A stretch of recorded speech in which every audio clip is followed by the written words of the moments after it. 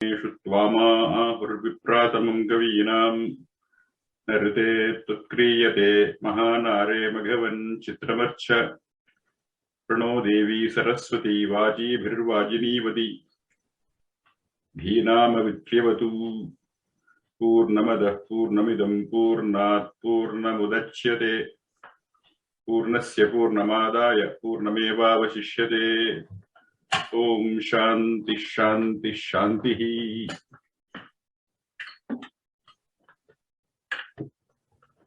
सांद्रानन्दावबोधात्मकमनुपममितं कालदेशावधिभ्यां निर्मुक्तं नित्यमुक्तं निगमशतसहस्रेण निर्भास्यमानम् अस्पष्टं दृष्टमात्रे पुनरुरुपुरुषार्थात्मकं ब्रह्मतत्त्वं तत्तावद्भाति साक्षात् गुरुपवनपुरे हन्त भाग्यं जनानाम् एवं दुर्लभ्य वस्तुन्यपि सुलभतया हस्तलब्धे यदन्यत्तन्वा वाचा धिया वा भजति पदजनक्षुद्रदैव स्फुटेयं एते तावद्वयं तु स्थिरतरमनसा विश्वपीडापहत्यै निःशेषात्मानमेनं गुरुपवनपुराधीशमेवाश्रयामः।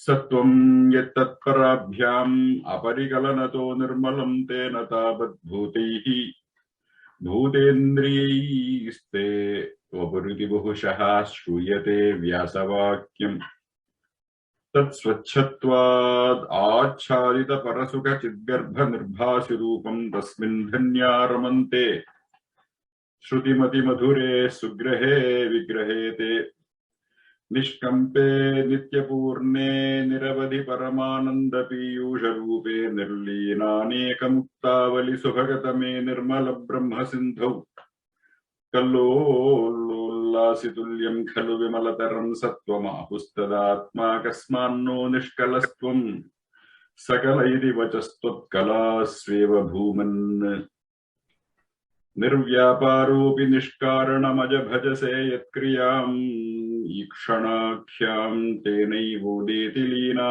प्रकृतिः असति कल्पापि कल्पादिकाले तस्याः संशुद्धमंशं कमपि तमतिरोधायकं सत्त्वरूपं सत्त्वं धृत्वा दधासि स्वमहिम विभवा कुण्ठवैकुण्ठरूपम् तत्ते प्रत्यग्रधाराधरललितकलायावली केलिकारं लावण्यस्यैकसारं सुकृतजनदृशां पूर्णपुण्यावतारम् लक्ष्मी निःशङ्कलीलानिलयनम् अमृतस्यन्दसन्दोहमन्तस्सिञ्जत्सञ्चिन्तकानां वपरनुकलये मारुतागारनाथ कष्टाते सृष्टिचेष्टा बहुदरखेदावहा जीवभाजामित्येवं पूर्वम् आलोचितम् अजितमया नैव मद्याभिजाने नो चेत् जीवाः कथं वा मधुरतरमिदं त्वद्वपुश्चिद्रसार्द्रं नेत्रैः श्रोत्रैश्च पीत्वा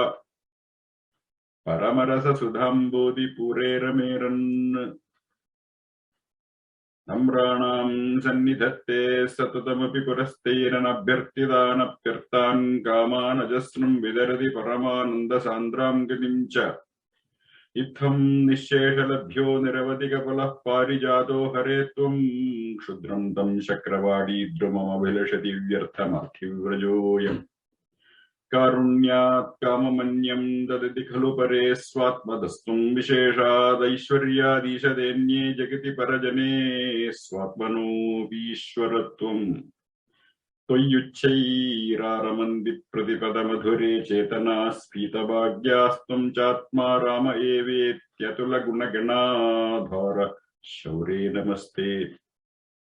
ऐश्वर्यं शङ्करादीश्वर विनयमनं विश्वतेजोहराणां तेजस्संहारि वीर्यं विमलमपि यशो निःस्पृहैश्चोपगीतम् अङ्गासङ्गा सदा श्रीर अखिलविदसि न क्वापि ते सङ्गवार्ता तद्वातागारवासिन् मुरहर भगवच्छब्दमुख्याश्रयोऽसि।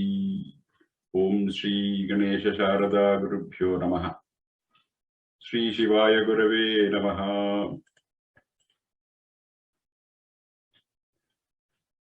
So in the last session, we saw that how this Sanatana Dharma is not only is a way of life,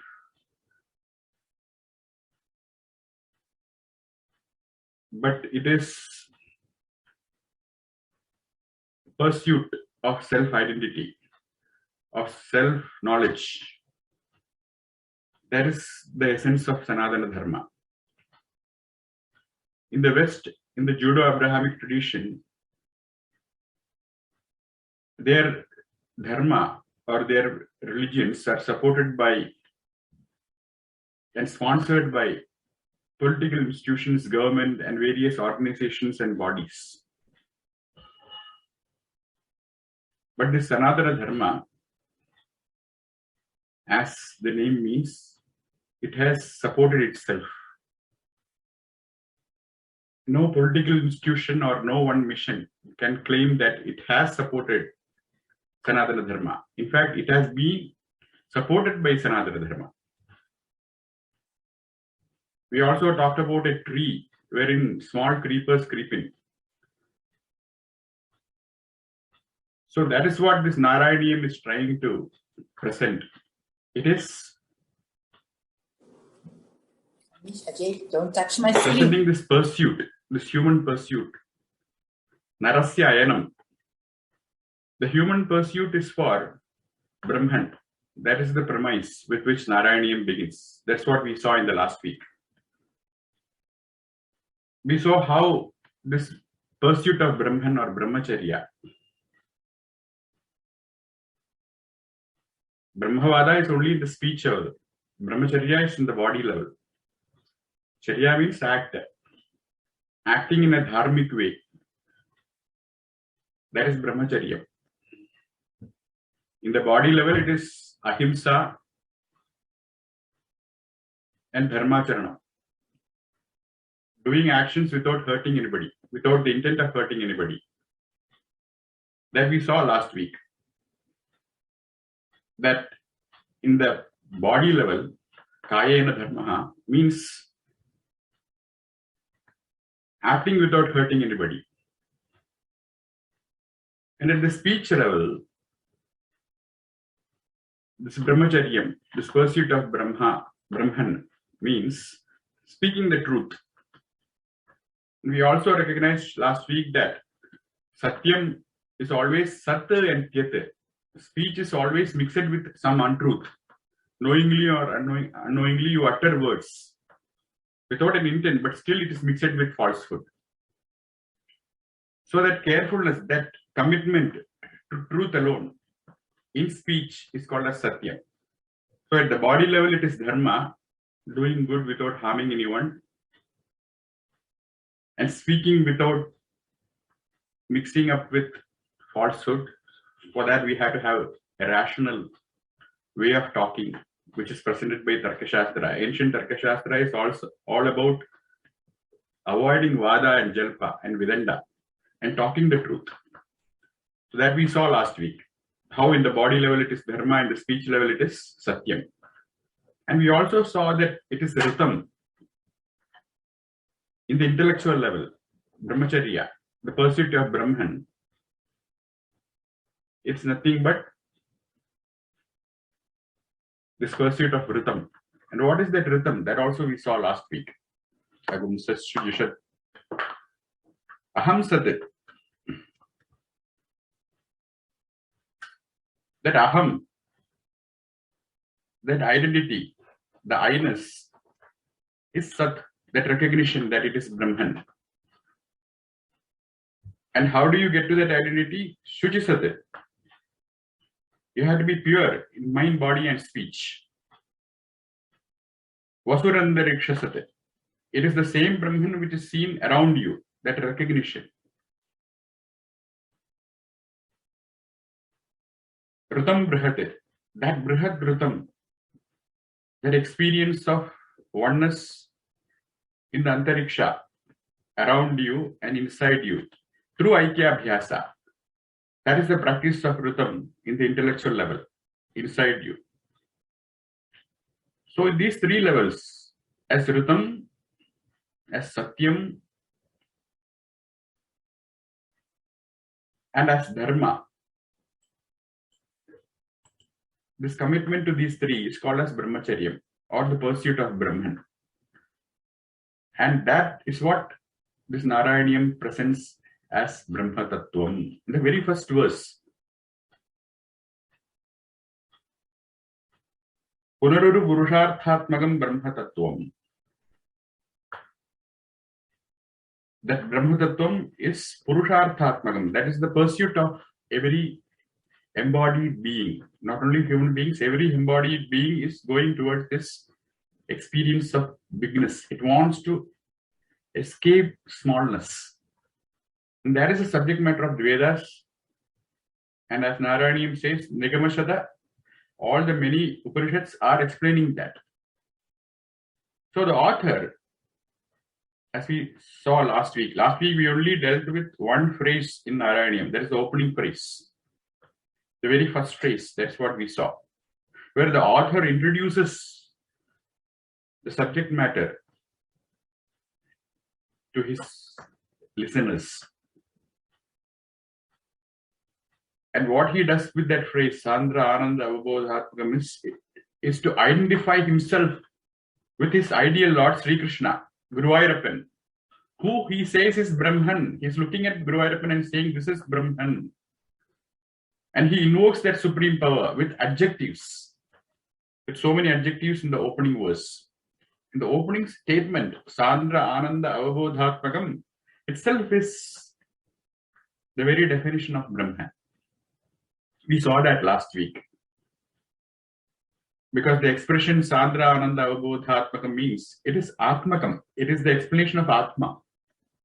And Atma is only one. Atma is Sandram, meaning it is existential. Atma is Anandam. It is always blissful, peaceful, composed, free from all sadness. And it is Avabodhatmakam. This is how he was describing and defining Atma or Brahman, which is an embodiment of everlasting bliss or never-ending bliss, positively or negatively. And it is Avabodha. It is pure consciousness, pure awareness. So Bhattadari is presenting Bhagavan as Satchidananda. That's what he did. Why? Because that is the very definition presented by Krishna Yajurveda. As we see in the Taittiriya Upanishad. Satyam Jnanam Anantam Brahma Yo Veda Nihitam Guhayam Parame Vyoman. Satyam Jnanam Anantam Brahma. Brahman is nothing but Satyam. It is eternal truth. And Jnanam, it is knowledge without limitation, supreme knowledge. And it is Anantam. It is limitless. If you call it happiness, it is limited to that object. That is why he didn't use the word Anandam. He used the word Anantam to describe, to denote Lakshanaya. Without saying it, he's saying that. That is why Brahman cannot be said by words. It is only understood through Lakshana. It's a technical term for suggestion. So this is Anantam, this is limitless. When it is known that Brahman is Anantam, which is supreme bliss, when somebody says that your Atma is supreme bliss, it is but natural that even the most ordinary fellow, he would be curious to know more about this Brahman. Because he is experiencing himself as a sad person, always trying to become happy, always trying to, as they call, putting himself in the pursuit of happiness. So he wants to know this Brahman, which is unlimited happiness. And he wants to attain that state, as though it is a state. So if there is a definition, if somebody can explain to it in relatable terms, it will be easy for all of us to understand that description, that definition, that lakshanam of Brahman, so that we can work towards gaining that state or that knowledge of Brahman. It will be very helpful if it can be described that this Brahman is like this, idamitham, this is like this is like that. How by sadharmyam and vaidharmyam, by way of comparing or contrasting with something, with example, with illustrations. But then the poet says in the next phrase, Anupamitam Sandrarandavabodatmakam. There is a first adjective followed by Anupamitam. There is no upama. It is impossible to define Brahman. That's what the poet says. So he makes it clear in the beginning itself. Conclusively, you cannot explain it. And therefore, he presents the next adjective, this Anupamitam, which means this Brahman, Sadharma Vaidharmyabhyam Vilakshanam. There is no contrast or comparison possible. Because nothing is comparable. Because there is nothing which is similar in character to Brahman is found anywhere. And our Upanishads, they also clearly say this. In the Chandogya, in the 6th Khanda, 2nd chapter, 1st mantra. Sadevedamagra asid ekameva dvitiyam tasmad asatas sajayata asataha. Brahman is only one. Ekameva advitiyam. There is no second thing like this. There is nothing equal to it. There is nothing different from it. That's what the Upanishad says. The Samaveda, Chandogya.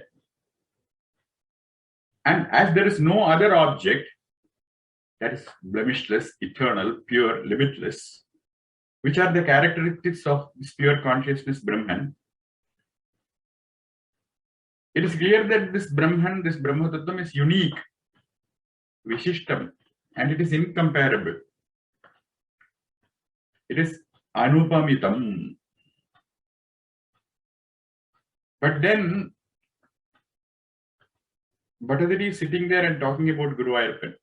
And we also hear that there are these two entities, like Paramatman and Jivatman. We hear these words in the Upanishads. The individual soul that is embodied and which is responsible for giving life to the body. The body is thriving because of that Jivatma. And then there is an observer, like two birds sitting in a tree, the Paramatman, which is the supreme consciousness, which transcends this little bird, this Jivatma. So we hear all this in the Upanishads itself. So this leads to this question, this Purvapaksha, to ask how this Brahman is without second. How can you say it is Advitiyam when you are talking about these two birds? Then the Upanishads declare, those two is explained from your body level. Because the Paramatma is omniscient and is the embodiment of Anandam, eternal bliss.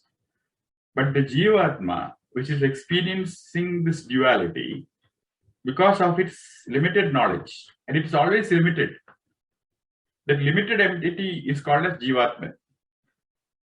It is limited in its powers, and therefore it undergoes innumerable sufferings. Because it has not examined, it has not perfected its knowledge. It is full of imperfect knowledge. Hence, it could be argued that these entities are different. So they are one and the same, but appear as different. When their properties, their attributes are starkly opposite, opposing to each other. One is unlimited and one is limited. And the Upanishad's answer to this contradiction is that it should be understood that these two are treated differently only for vyavahara, for transaction, for teaching. In customary practice, we observe this duality. That is why for the teaching, in order to remove that duality, it's presented like that. Only in transaction, because the transaction is conditioned by self-ignorance. Because there is this duality, from that viewpoint, that perspective, Upanishad is perspective, talking about these two birds, talking about these two words, Jivatma and Paramatma. But in reality, the Jivatma and Paramatma, they are just one and the same. It is similar to the image of an object you see in the mirror. The Jivatman is nothing but the reflection of that supreme consciousness on the Chittam. That is one's own mind, one's own Antakaranam, mental faculties. Mind means there are 42 different things. And this mind happens to be shrouded by the veil, by an avaranam called self-ignorance, which is called the cover of ignorance. Once this ignorance, once this covering is destroyed and it is replaced by self-knowledge, just like in the mirror, what happens? The image merges with the object, source of the image. So also the Jivatma and the Paramatma, they become one. They are one. Thus proving the oneness of these two apparently different entities. The Upanishad again says, Ekameva Advitiyam Brahman. The Brahman is Ekameva Advitiyam, means Brahman is unique. It is one without second. So these two adjectives of Narayaniyam, the first two, or descriptions or definitions, are covered in the very first line of Narayaniyam. In the very first line of Narayaniyam, Chandrananda Bodhatmakam, there is one adjective, Anupamamitam.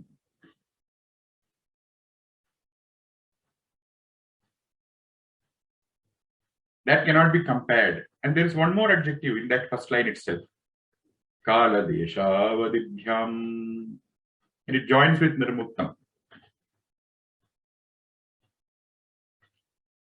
Nirmuktam is the first word of the second line. So there is a third adjective. Kala Deshavadibhyam Nirmuktam.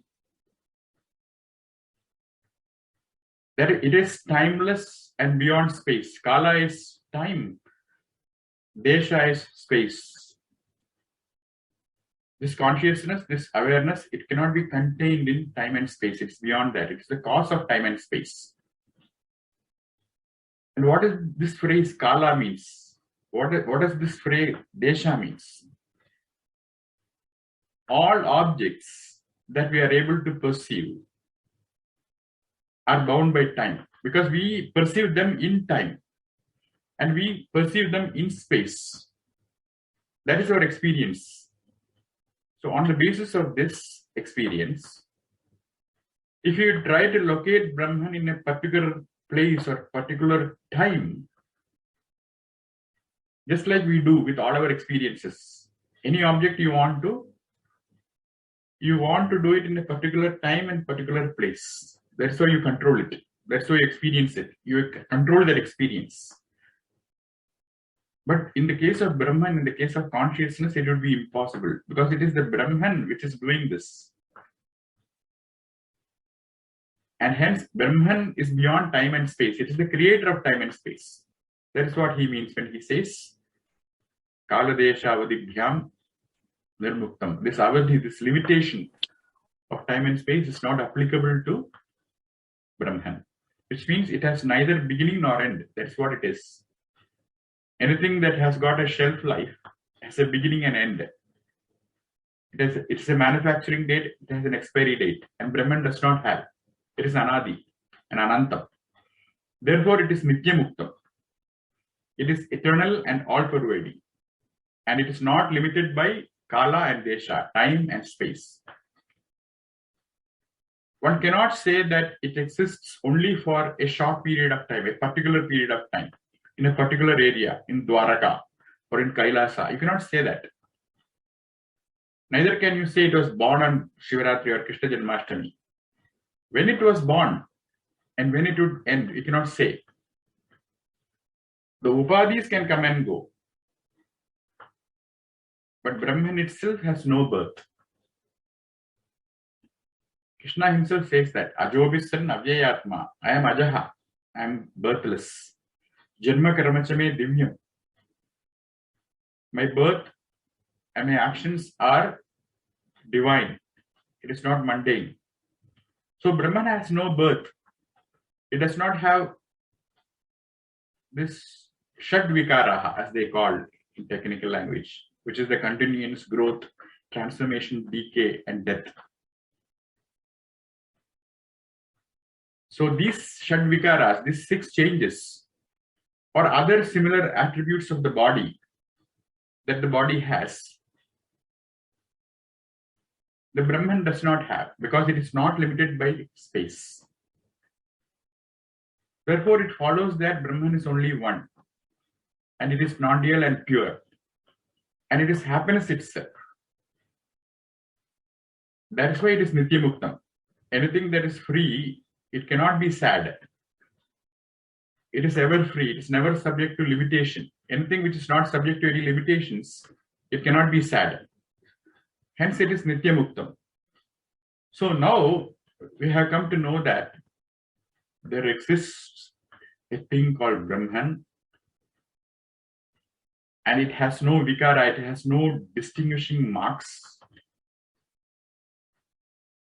signs by which we can define it, features by which we can define it, describe it.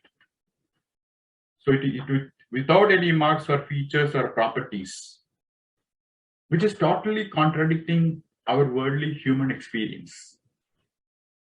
Why? Because our worldly human experience is Nitya Baddham, but Brahman is Nitya Muktam. It is ever free and it's never subject to any bandha or limitation. That's the meaning of Nitya Muktam. So the first line is over and part of the second line.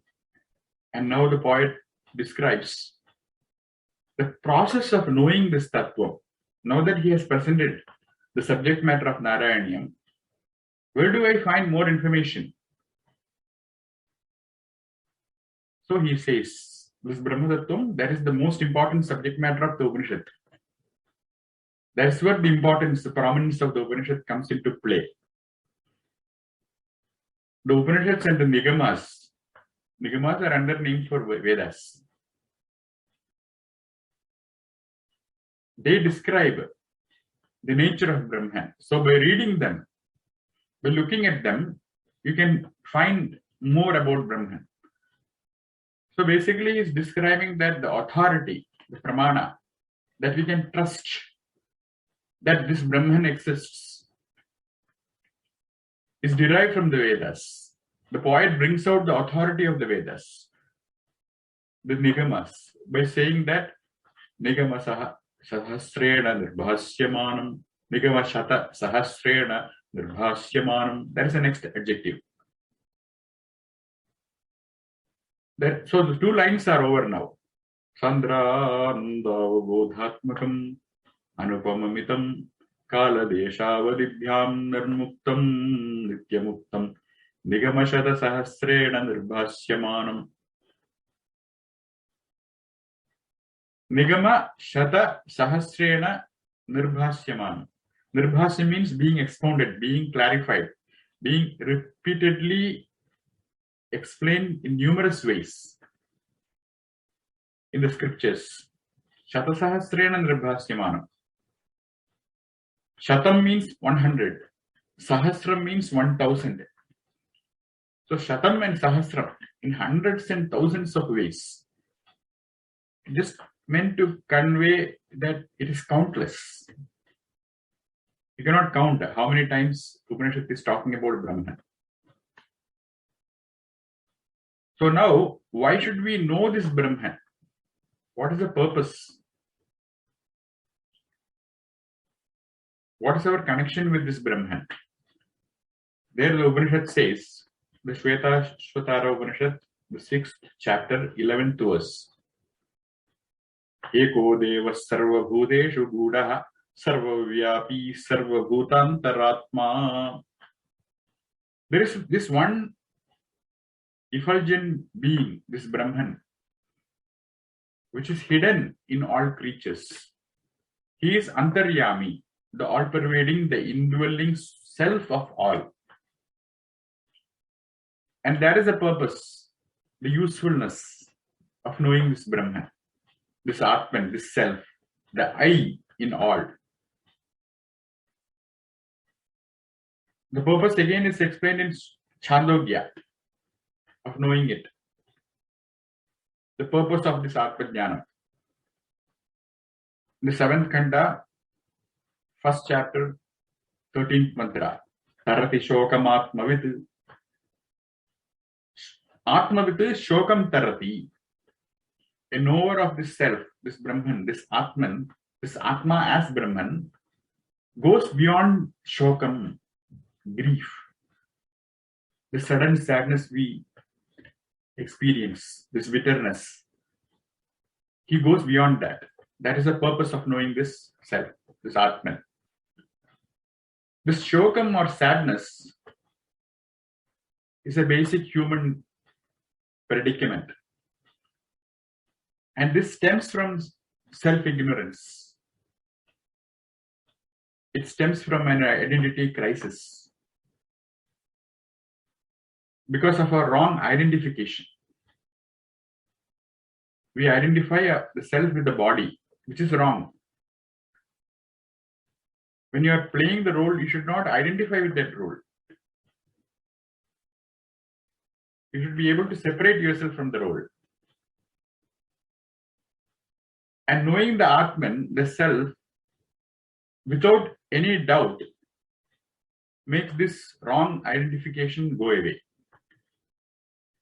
So this mistaken identity, the mistaken identification, that alone is the root cause of all sadness, of all shokam. And that shokam that goes away, as Chandogya says, Tarakti shokam atmavit. A knower of the Atman goes beyond shokam, grief or sadness. So that is why we should know this Atma Tattva, this Brahma Tattva. We again see that in the Shvetashvatara in the 6th chapter, 15th mantra. Tameva viditva timrutyumeti nanya pantha vidyate yanaya. It's also in the Purusha Suktam. Anyaha pantha ayanaya na vidyate. By knowing this self alone, this Brahman alone, this Atman alone, one goes beyond suffering. Ati mrityumeti. There is no other way. Anya pantha na vidyate. To this ultimate purpose, goal of humanity, other than this self-knowledge. So these statements from the Vedas and the Upanishads, they are not seeking heaven or happiness. It is only seeking knowledge. That's very unique of the Upanishads. It is unlike any other religious scripture or literature, where knowing here and now what you are, that is the purpose. And the Upanishads, they establish it beyond doubt that there is this one and only reality that is called Brahman. That is why Schopenhauer called that while living, reading this literature is my solace. And he said, after death, it is going to be the cause of my peace. Because the knowledge or realization of Brahman,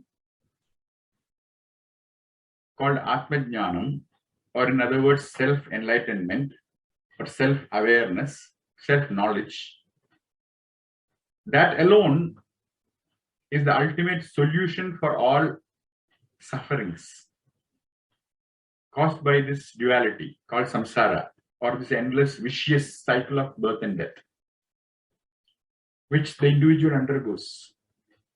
Dying means forgetting the self.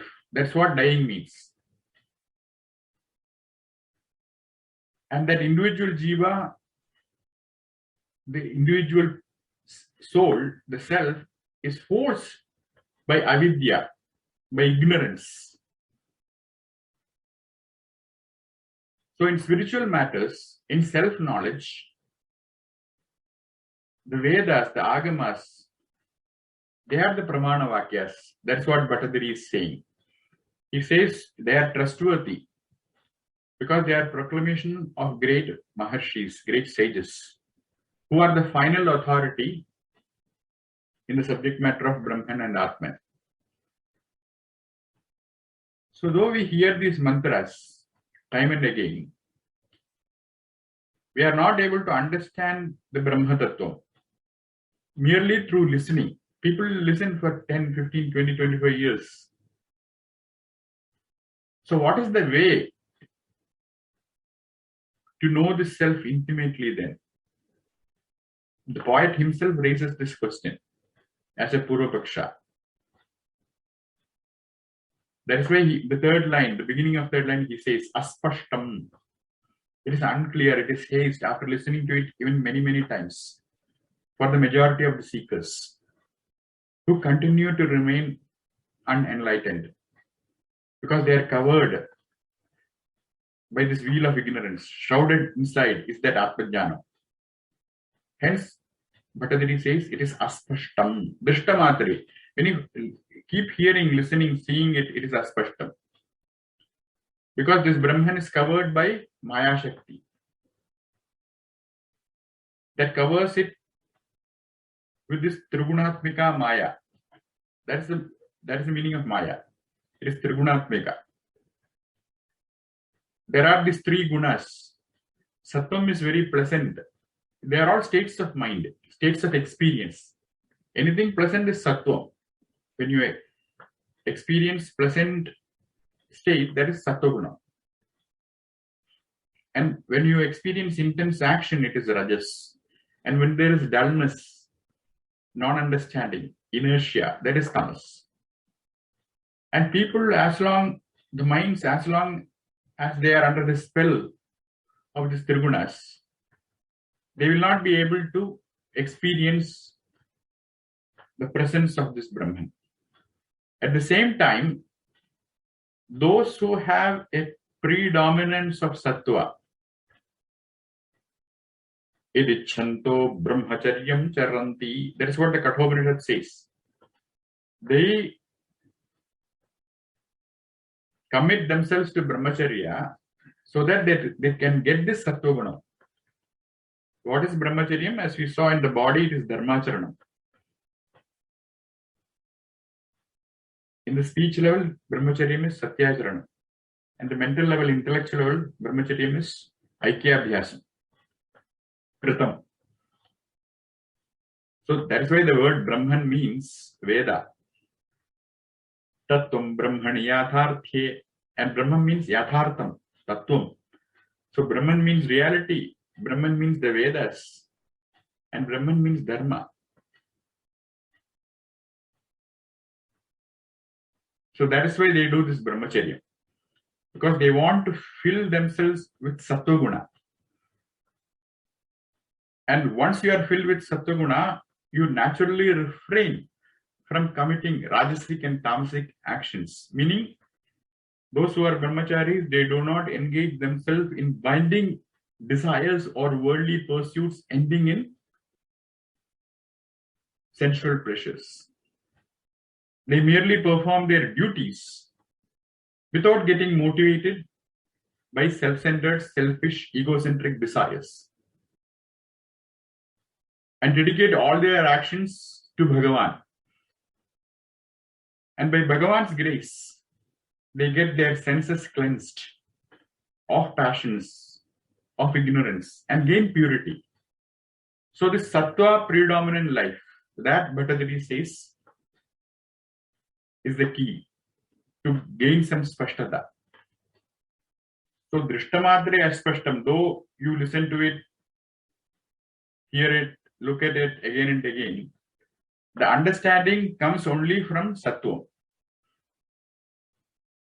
Punaruru purusharthatmakam. That's what he's going to say. Meaning, after receiving proper initiation, after receiving right teaching from a traditional preceptor, they meditate on Bhagavan. Where did this traditional preceptor come? Because he uses the word Punaruru. Uru means In Malayalam, Uru Vidaga means to repeat. In Tamil also, Uru Podradha means to repeat.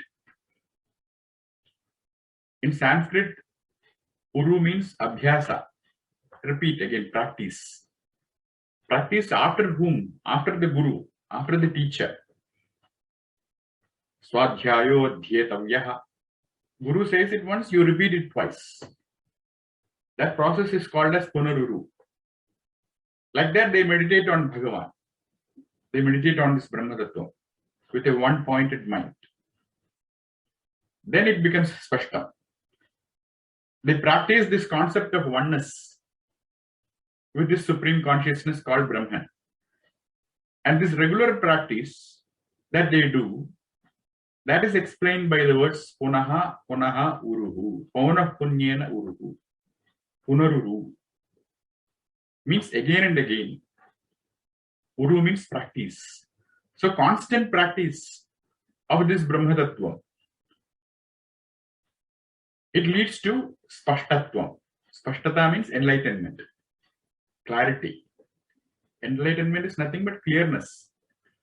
That is when the Brahman becomes Spashtam, it becomes clear. For all others who are not serious about this, because they have to commit their body, mind, and speech. The Vedic speech is chanting of the Upanishad.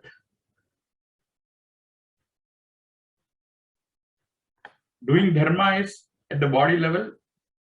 There is also a commitment to Brahman. And the commitment of rhythm in the mind, that is also a commitment to Brahman. By this, it becomes clear. Otherwise, it will continue to become aspashtam. It is unclear, blurred.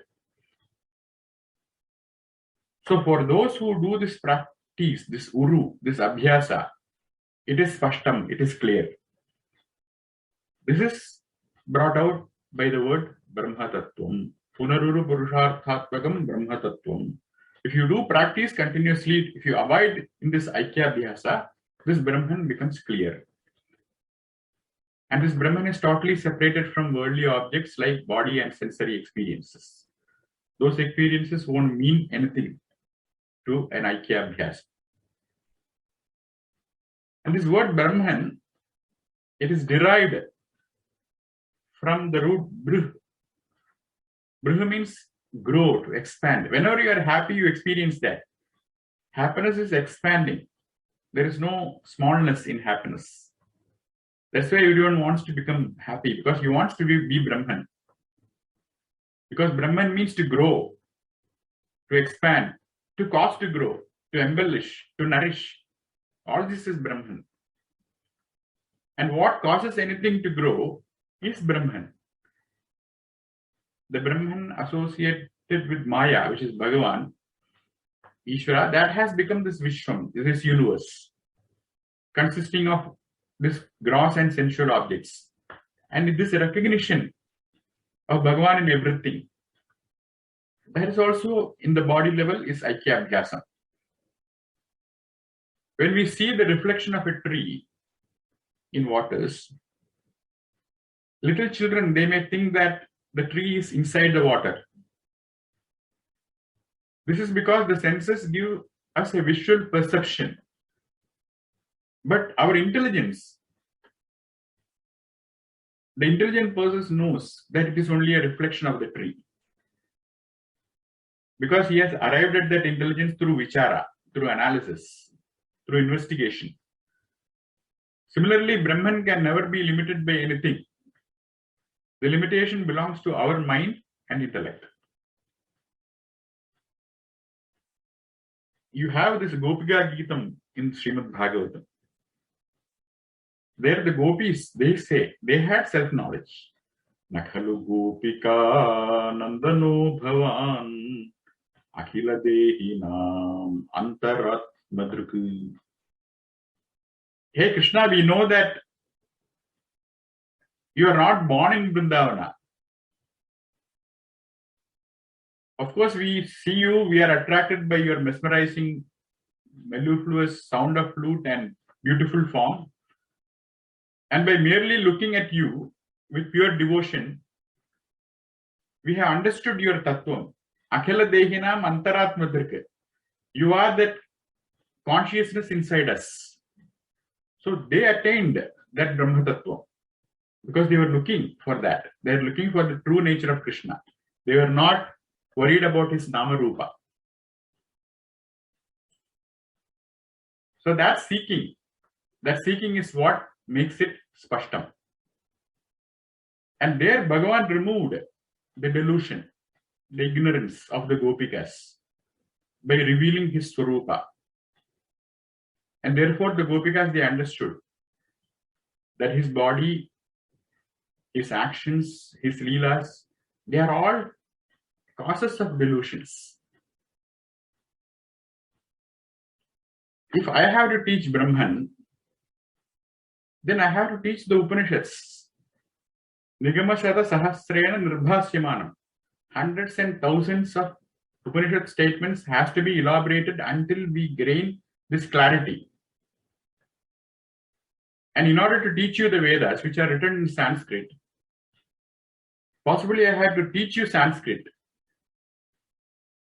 I have to use whichever language you know. And once you are comfortable in Sanskrit, once you become proficient in the Vedas, then you know Brahman. After that, you don't need any Sanskrit or Vedas. That was the state where Gopikas were. Because they had understood what is supposed to be understood. It has become Spashtam for them.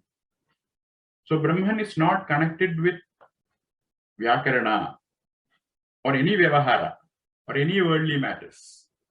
All these are in the worldly domain alone. And how again shall you know this Brahma Tattvam? Because Drishtamatra it is aspashtam. You keep on looking at it, it becomes unclear. It becomes more muddled. Your vision becomes very hazed. That is the meaning of aspashtam. It's not very clear after seeing or hearing. So Bhattacharya says this punaha uru. Keep repeating. Keep practicing. Uru means practice. By continuous practice, the mind will get an appreciation. And the Upanishads also state that in the Brihadaranyaka, in the 4th Khanda, 4th chapter, 19th mantra, Manasaiva anudrashtavyam. Brahman is to be known through the mind alone. Manasaiva anudrashtavyam. Anu means following which. Means according to the instructions of a teacher. That is the meaning of Anudrishti. So that you can clear all the doubts and see that there is no vaidharmyam, there is no contrast, there is no contradiction, there is no confusion in your vision. And if you don't clear these doubts about self, about Brahman, then what happens? Kathopanishad says that Mrityoscha mrityumapnoti. One who sees contradiction in this Brahman, one who sees duality in this Brahman, as it were, he goes from death to death. Whatever contradiction is, it is only perceived, it's only apparent, it is superimposed on it by ignorance. Because Brahman is beyond our perception, it is hardly accessible to the seeker. So keep practicing continuously, punaruru, with great devotion, with fervor, because it is easily available for the mere praying. It is ever present in Guruvayur. If you are able to go to Guruvayur like Sridhar, well and good. But otherwise, I told you last week that this Guruvayur is the body itself. This Guru Vayupuram is this human body. And Bhattacharya is able to see it inside his body as well as in front, as Guruvayur Krishna. And the happiness overflowing from the mind of Bhattacharya is reflected in the spontaneous outbursts. Hanta bhagyam jananam.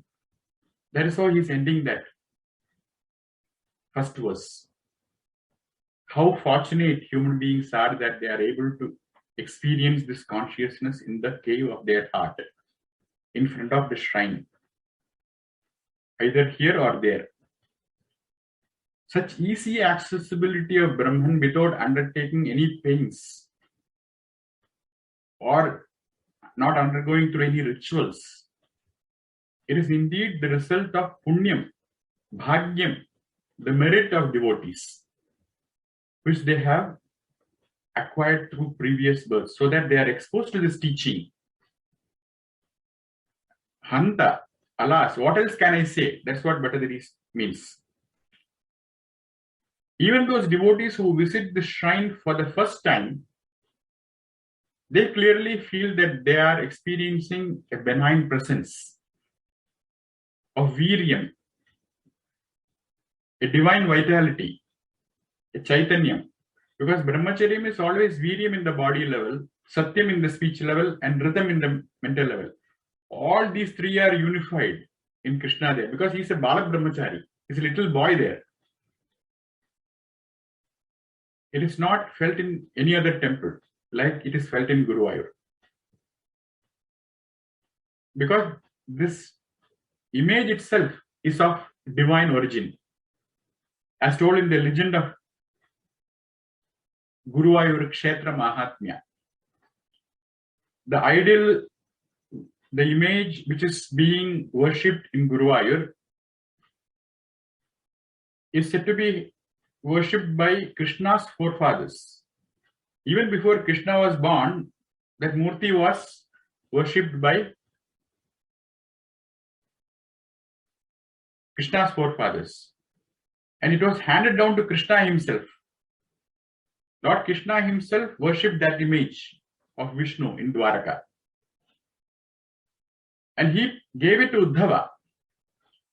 So there is no surprise in devotees experiencing this extraordinary sensation, because it was touched by Sri Krishna himself. It's also pointed out that there is this, anybody who has this desire of emancipation, freedom, moksha, merely by visiting Guruvayur they can gain it. And in the case of our own poet Bhattadiri, he came to Guruvayur with the firm belief that worshipping of Guruvayurappan will give him freedom from this disease. That worship is the supreme medicine for getting cured of his physical ailment, which was paralysis, which he had voluntarily accepted from his guru, Achyuta Pisharati. He was his grammar student. And at the time of giving Guru Dakshina, he understood the Guru's problem. He saw that he was suffering from this paralysis. So he accepted it in his own body. And he went to Guruvayur. That's what the legend says. And the word Guruvayupura or Guruvayur, it also means the town of Guruvayur. But if you split it into two, Guru and Vayupura, the word Guru, it becomes an adjective qualifying the noun Vayupura. So Guru or Brahman and Pavanapura, which means the body, which is support of these 5 pranas, 5 vital vayus, 5 vital airs. Together they are called as Vayu or Pavana. Guru Pavanapura, Guru Vayupura. And when we equate this with the expression as given in the Vedas, it follows that Brahman, the supreme preceptor, the Jagat Guru, Krishna, he is present. That is why Bhattadiri says, Hanta Bhagyam Jananam. We have got this human birth, this opportunity to know oneself. Hence, we should practice and understand Guru Ayappan, who is the Antaryami of all. Swasti Prajabhyah Paripalayantam Nyayena Margena Mahim Yisha Go Brahmanebhyah Shubhamastu Nityam Loka Samasta Sugino Bhavantu Sarve Bhavantu Suginaha. सर्वे सन्तु निरामया सर्वे भद्राणि पश्यन्तु मा कश्चित् दुःखभाग् भवेत्। ओम शांति शांति शांति। हरि ओम।